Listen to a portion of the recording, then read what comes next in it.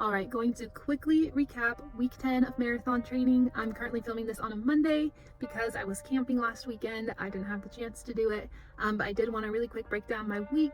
Last week was kind of an interesting one because I crammed in all my training in 4 days so that I could go out of town on this camping trip with my husband. So on Monday, I started off with a speed workout. I did a 2-mile warm up, and then for my speed workout, I did half-mile intervals. So I was able to put in 8 half-mile intervals for 4 miles total on the treadmill. I was a little nervous to get on the treadmill again for a speed workout, but it actually went really well. I like the half-mile distance for those speed workouts. Then I did a 2-mile cool down after that, so I made it 8 miles total. On Tuesday, I did a little shakeout run, just 3 miles to kind of prep for my long run on Wednesday, which was 14 miles, and I did a vlog about that, and you guys can go check that out. On Thursday, I did a 5-mile cool down to kind of get my muscles relaxed from that long run, which felt very good. And then I wrapped up the week with some lower body weights. And then on Friday, Saturday, and Sunday, me and my husband went to Big Bend National Park on the tip of South Texas. I guess it's not south, it's kind of southwest Texas, to do some camping and hiking. I think we did about 25 miles worth of hiking. So still got a lot of zone 2 cardio in, got a lot of cross training in, and just a good way to kind of take a break from marathon training.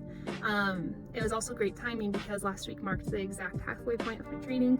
My training block's supposed to be 20 weeks. So with week 10 being done, that was the exact halfway point. It was kind of nice to take a break from running a few days since I've been running very consistently since the beginning, and just to kind of be able to elaborate and think about what I've accomplished thus far and what I still need to do in the next 10 weeks. On Friday, me and my husband went and hiked Emory Peak. It's one of the tallest peaks in Texas. It's the second tallest one, I believe, next to Guadalupe Mountains, which is number 1. But it's the tallest peak in Big Bend National Park. It's about a 10-mile hike round trip and roughly like 2,600, 2,700 feet elevation climb. And we did that one first thing in the morning, and about like a quarter mile in, I decided to start my watch to see how long it would take us to summit and get down.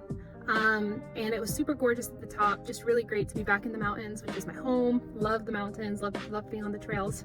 But interestingly enough, the time it took for us to peak, to summit this mountain and hike back down, is roughly the time I'm thinking I want to run this marathon in. We did it in about 4 hours, which is what I'm kind of aiming for marathon-wise.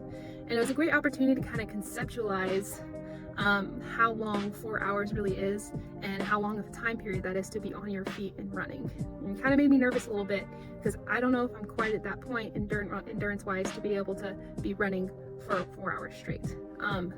But it kind of got me thinking of what I really need to do and where my focus needs to be on the next 10 weeks of this training. And I think I've done a great job at creating a base, but I really need to start thinning that base out and stretching it. So I've been thinking, what can I do to improve my endurance, to make me be more comfortable being on my feet for a longer period of time? And I'm realizing that these easy runs and these long runs are where I need to draw my focus in. Of course, I'm going to continue to do lower body weights and continue to do my speed workouts, but I also understand at this rate, I really gotta get comfortable moving for long periods of time. So if that means I gotta bring my pace down a little bit, if that means I gotta go a little slower to be out there longer, that's really where my focus is gonna be these next few weeks as I start going through these longer runs and start to try and build up my mileage a little bit more. So those are my thoughts for this week. Again, just a great weekend to be out, away from things.